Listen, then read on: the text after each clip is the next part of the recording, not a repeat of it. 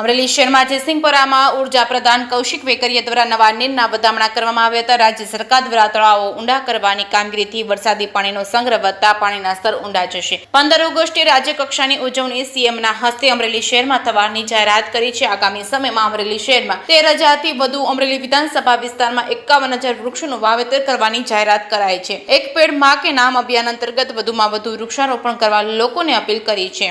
રોજ જયસિંહપુરા મુકામે નવા નીરના વધામણા કર્યા. અમારી સાથે નગરપાલિકાના પ્રમુખ બેન શ્રી વૈશાલીબેન, નગર સેવકો અને જયસિંહપુરાના સૌ રહેવાસીઓ સાથે નીરના વધામણા કર્યા.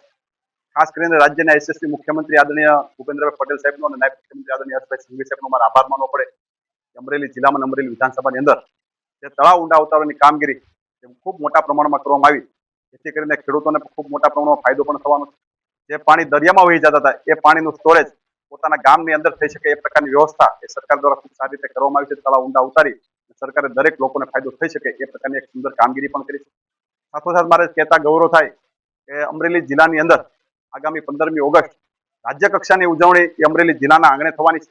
એમાં આપણા રાજ્યના યશસ્વી મુખ્યમંત્રી આદરણીય ભૂપેન્દ્રભાઈ પટેલ સાહેબ, રાજ્યપાલ શ્રી તમામ પદાધિકારીઓ અધિકારીઓ પણ હાજર હોય અને અમરેલીના આંગણે જ્યારે જિલ્લા કક્ષાની ઉજવણી થતી હોય એ અમરેલી જિલ્લા માટે ખૂબ ગૌરવની વાત છે.